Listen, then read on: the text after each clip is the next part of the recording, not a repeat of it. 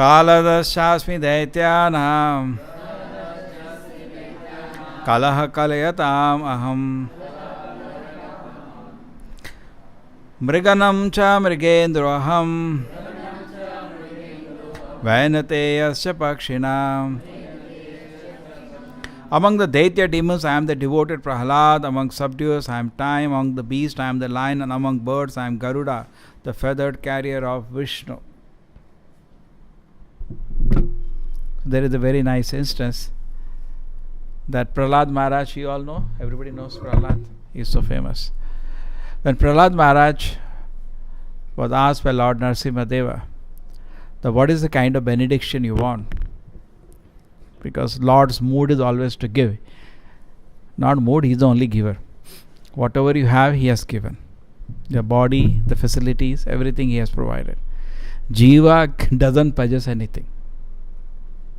Bhoktaram yagna tapasam sarvaloka maheshwaram. Everything belongs to the Lord. For us, nothing, including the body, nothing belongs to us.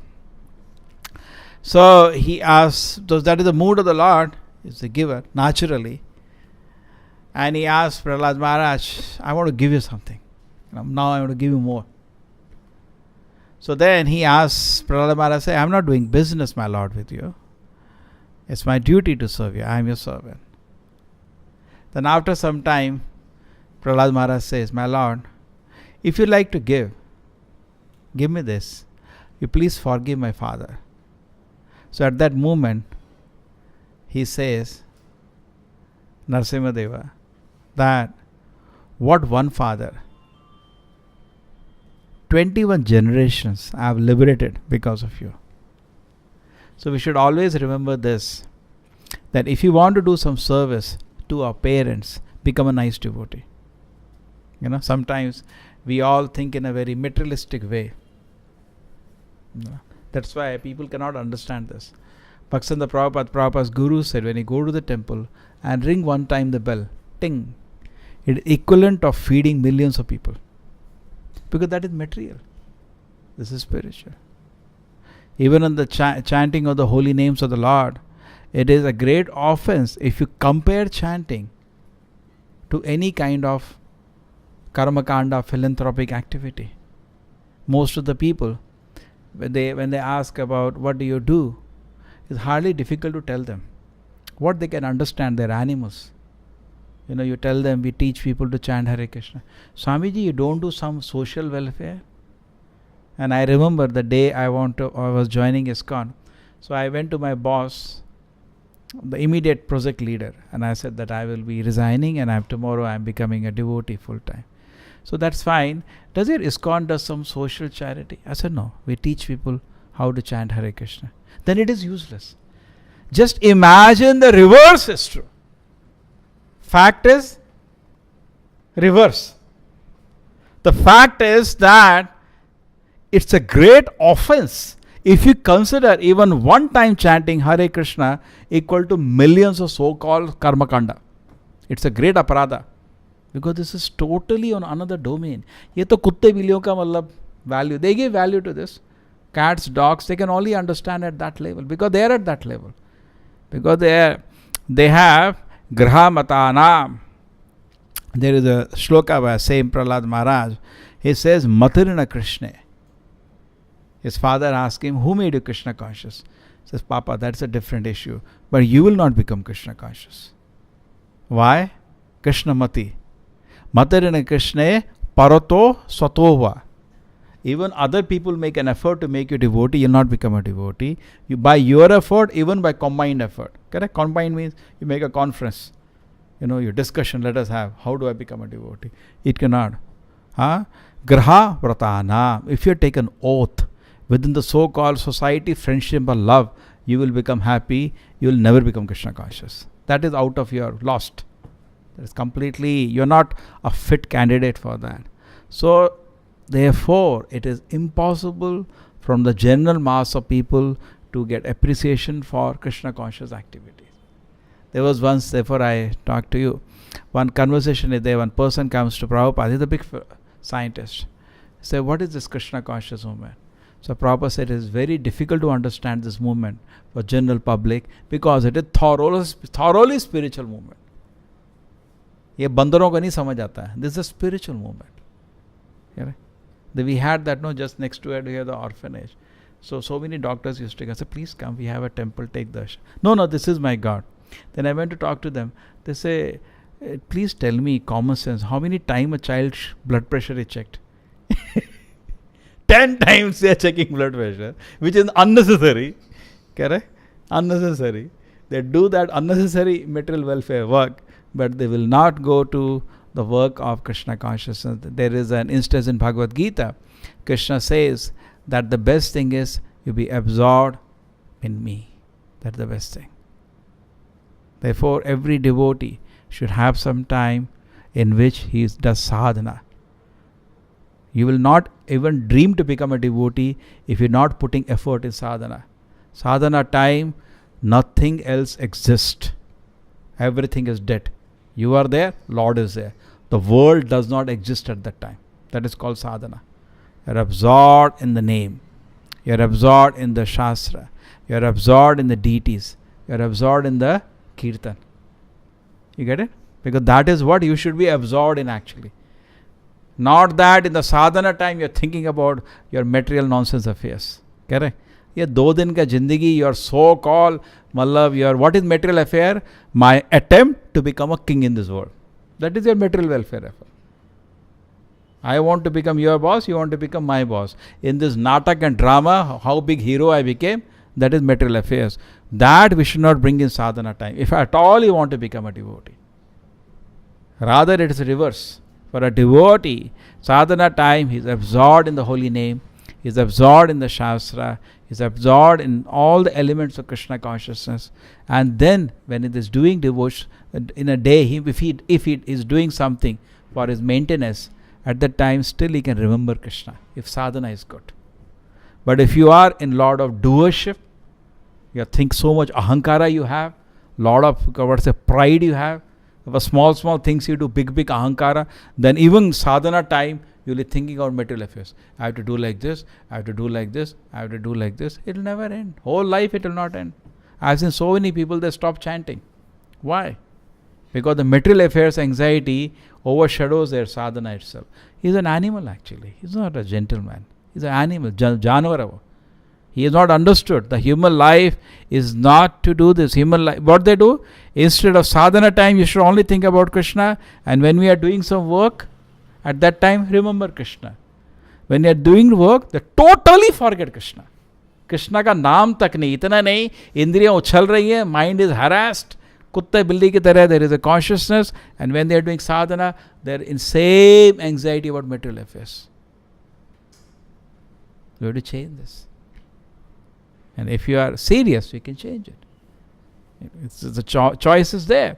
But if you have taken a determination that is the mission of my life, you can never become Krishna conscious. That is a very big obstacle.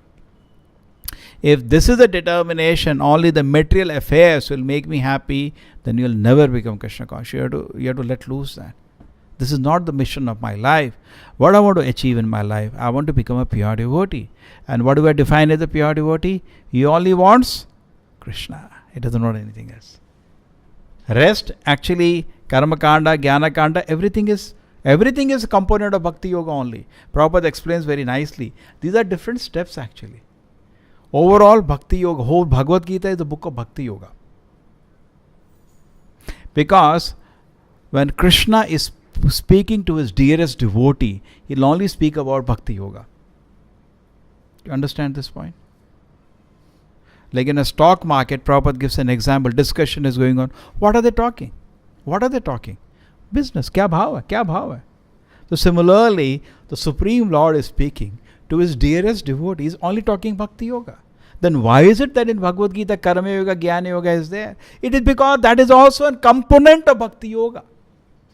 When somebody is offering service to Krishna, but is attached to the fruits of his activities, is attached to the profession he is doing. Attachment means some kind of ahankara there.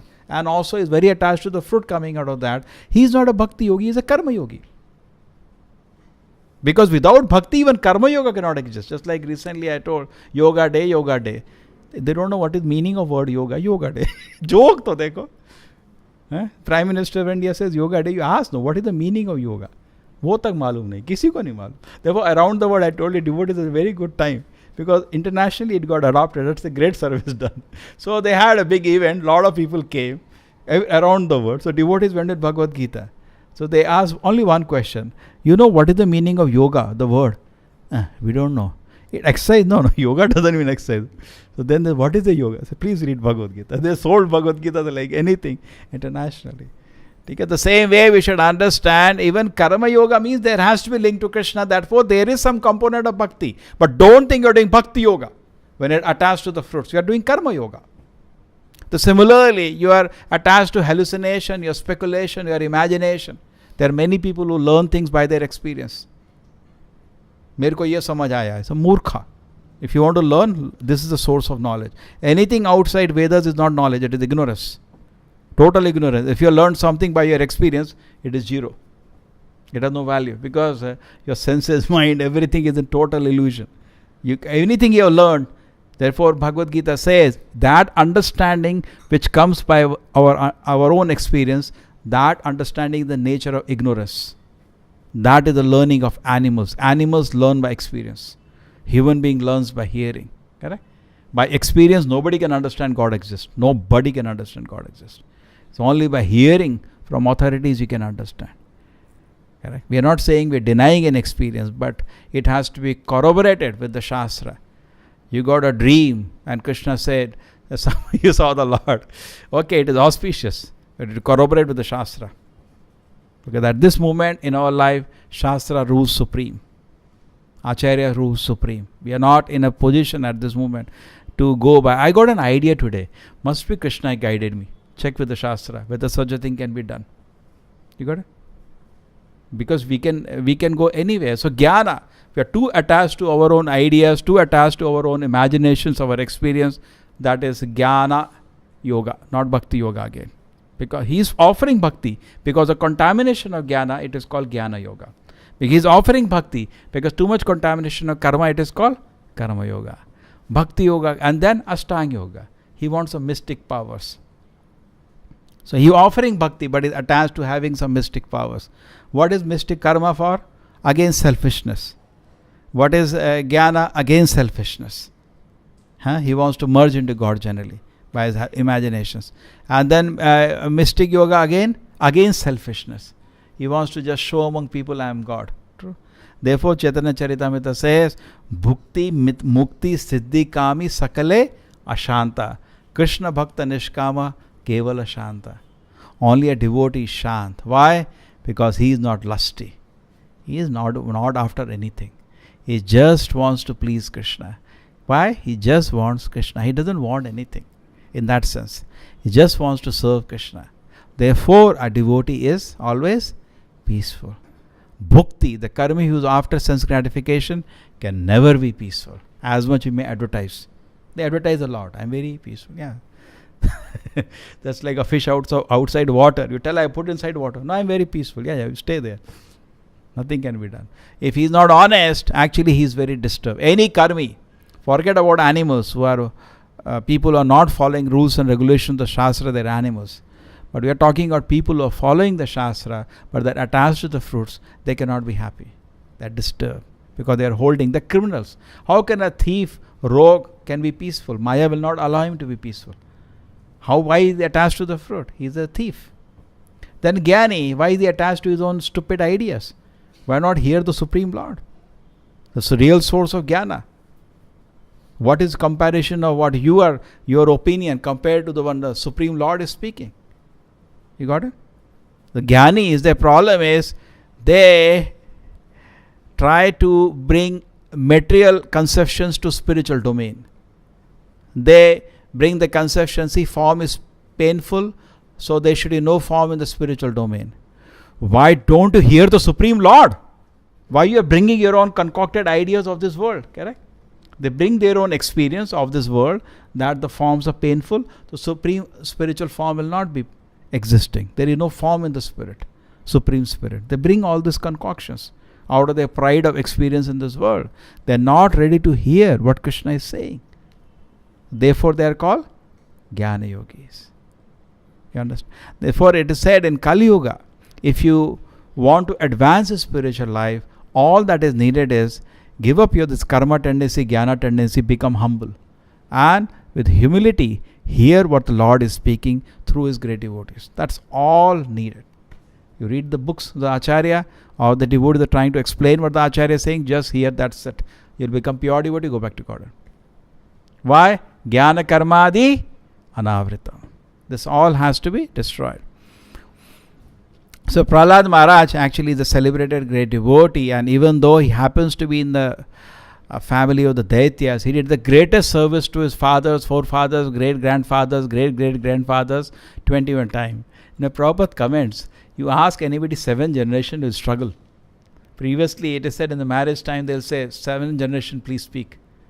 किसी को आजकल 2 तक याद नहीं होता, because people are very very self-centered like animals. They are not bothered. 4 बोलो 5 बोलो, उनको इंटरेस्ट भी नहीं है जानने का. He is not interested. True. More senses are agitated, more person becomes self-centered. The more the senses are calm, he can think higher. So Prahlad Maharaj, 21 generations. The Prabhupada said 21 generations, nobody remembers. Even if you tell 21 generations are liberated, kisko kaun tha? Because you will not know more than 7. So Prabhupada said it's 3 verse. Many acharyas said it's 7 sets of his 3 verse. Well, this birth 7, previous birth 7, previous birth 7. Imagine how much blessing you can give to anybody if you become sincere. So many people have that. If you want to see, if you do not have something, you cannot give. So if you want to benefit people, you want to spread Krishna consciousness, you want to, I also want the auspiciousness to come everywhere, become a nice devotee. How do I become a nice devotee? Give up your pride, fruity mentality, and give up your pride in your so-called experience. Give this up. I can produce result, I can make money. Give all this ahankara. And give this ahankara and other ahankara of your experience. I can learn by experience. You throw these two aside. What will happen then? Jnana karmadi anavritam. You feel a real taste of pure bhakti yoga. Anukulena Krishna anusilanam bhakti mutam. Then you will really enjoy the pleasure. And that is Prahlad Maharaj. So because he was a pure devotee, which only wanted Krishna, he didn't want anything else. In fact, his father used to joke, my dear son Prahlad, you are the most unfortunate person, before he lifted his sword. Imagine. It's very interesting. When he lifts his sword, at that moment, Vedavyasa says, Shri Hiranyakashipu Uvacha. Why Shri Hiranyakashipu is lifting sword to kill his son? Because now Narsimhadev is going to kill Hiranyakashipu. You got it? So in Vedavyasa's assessment, now he becomes Shri. Because Lord is going to kill him, he is going to be blessed. And Hiranyakashipu is analyzing Prahlad. He is saying, you are the most unfortunate person. Why? Because actually you would have become a king, you would have enjoyed so much, you are going to die at my hand. Oh, most unfortunate person. Killer of my dynasty. What all words he uses. Rogue thief, whatever possible. In his estimation, he is a most downtrodden person. Why? He is just chanting Hare Krishna, Hare Krishna. That's all. And in fact, many people may feel like that today. So Prahlad Maharaj actually blessed. So therefore be confident, become a devotee. As you see now here, who does not know Prahlad? Any assembly, not only say Bhagavatam says, even Devatas, when they have a discussion, just like we are having discussion, Devatas also have discussion, but much higher level, because they are very pure personalities. They are almost pure devotees. The top Devatas are almost pure devotees. And then they have Narada, pure devotee. So many Devarishis who guide them. They are in a much better position in some sense. So when they have discussion about Krishna Leela, they regularly have festivals where they discuss about Krishna Narayana Leela. Always they talk the example of Prahlad with great respect. So imagine how much respectable you can become if you become a nice devotee. In fact, Chaitanya Mahaprabhu asked Ramananda Rai, who is the most famous person? Ramananda Rai says, a devotee. There is nobody as famous as a devotee. You look in the history, who remember today? Who remembers? Only people remember great devotees with great respect.